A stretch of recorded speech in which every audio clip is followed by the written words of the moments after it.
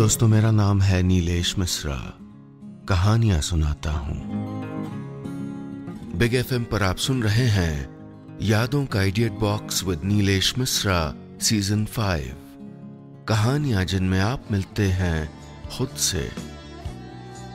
तारीफ करें, शिकायत करें, लेकिन अधिकार से बताइएगा कि हमारी कहानियां आपको कैसी लग रही हैं।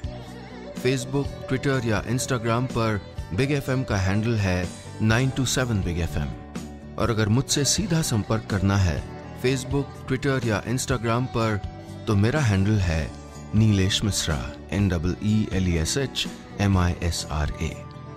चलिए कहानी आगे बढ़ाता हूं। दोस्तों, मैं आपको सुना रहा हूं अपनी मंडली की सदस्य छवि निगम की लिखी कहानी सीपियां। इस कहानी में अब तक आपने सुना 18 साल की रीत अपनी बहन गीत के साथ एक हॉस्टल में रहती है। वो आज बड़ी दुविधा में है क्योंकि अपने क्लासमेट आकाश के साथ डेट पर जाने का उसका मन है, लेकिन गीत की नाराजगी की परवाह भी है।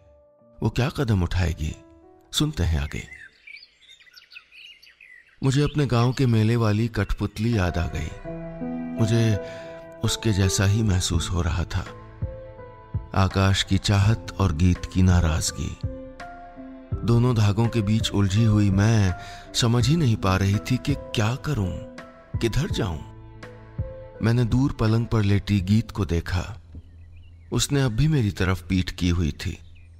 एक बारगी मेरा मन हुआ उस पे कूद पड़ूं, उसको इतना गुदगुदाऊं कि वो खिलखिला पड़े। मैंने एक कदम बढ़ाया भी कि तभी आकाश का ताना याद आ गया। You should grow up now, Ritika. कसमसाते हुए मैं ठिठक गई और पलटकर खिड़की खोल दी। हवा का एक झोंका मेरे कंधों तक स्टेप्स में कटे बालों को सहला गया। मुझे याद आया कि इस स्टाइल को देखकर आकाश की आंखों में कितनी तारीफ झलकी थी, लेकिन गीत तो बिल्कुल हक्की बक्की रह गई थी।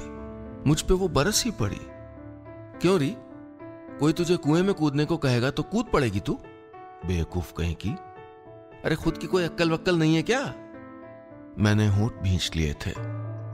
फिर भी एक आध आंसू लुढ़क पड़े तो उसकी आवाज नर्म हो आई। अब टसुए मत बहा, समझी? कितने प्यारे और लंबे बाल थे तेरे, सच्ची में। देख रीत, सबकी देखा देखी कुछ भी मत किया कर, ठीक? जो खुद को सही लगे बस वही सही होता है। मैं चुपचाप उससे लिपट गई। उस वक्त कहीं वो मेरी आंखों में देख लेती तो जान जाती कि मेरा सही गलत सब गडमड हो चुका था। आकाश के कहने पर तो मैं सच में कुएं में भी कूद सकती थी। उसी ने मुझे समझाया था कि मैं किसी को सारी बातें ना बताया करूं। उस वक्त ये छिपाना विपाना मुझे भी बड़ा रोमांचक लग रहा था। हालांकि मैंने सोचा था कि बाद में गीत को सब कुछ तो बता ही दूंगी, लेकिन जब बताया तब तक काफी देर हो चुकी थी। देरी से याद आया, आकाश से मिलने से पहले अभी तो मुझे बहुत तैयारी करनी थी। भागदौड़ के सुबह के काम निपटाने थे, फिर चुपचाप अलमारी के पीछे छिपाए पैकेट को लेकर हॉस्टल के दूसरे कमरे में जाना था।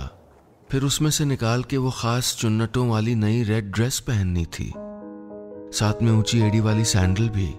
मेकअप लगाना था और वो सब कुछ करना था जिससे आज दोपहर में खास दिखूं, आकाश के टाइप वाली खास।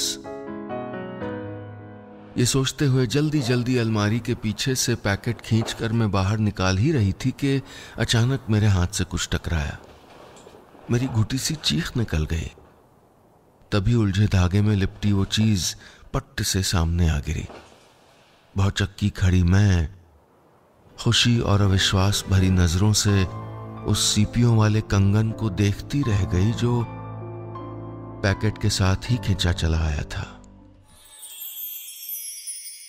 तारीफ करें, शिकायत करें, लेकिन अधिकार से बताइएगा कि हमारी कहानियां आपको कैसी लग रही हैं। और हाँ, रोज ऐसी ही रोचक कहानियां सुनने के लिए सुनिए यादों का idiot box with Nilesh Mishra season 5 सिर्फ बिग एफएम पर। हमारे चैनल पर हर रोज खूब सारी कहानियां उपलब्ध होती हैं, कभी कविताएं, कभी और कोई गपशप। अगर आप चाहते हैं कि कुछ भी ना मिस करें तो 2 चीजें तुरंत करिए।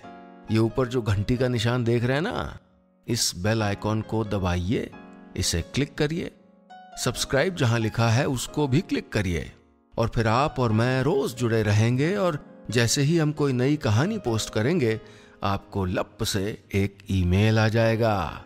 और आप तो जानते ही हैं कि फेसबुक पर हमारा ऑफिशियल पेज है नीलेश मिश्रा, NEELESHMISRA, और उसके आगे ब्लू टिक भी लगा होगा, क्योंकि नक्कालों से सावधान हमारी कोई शाखा नहीं है।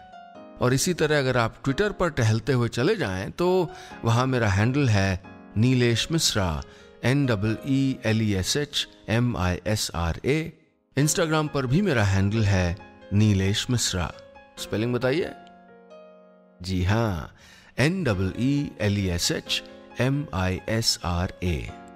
तो भैया मैं कहां तक बचूंगा आपसे, आप कहीं ना कहीं तो मुझे पकड़ ही लेंगे। चलिए मिलते हैं बहुत जल्दी नई कहानी के साथ। सुनते रहिएगा यादों का idiot box with Nilesh Mishra season 5, सिर्फ बिग FM पर।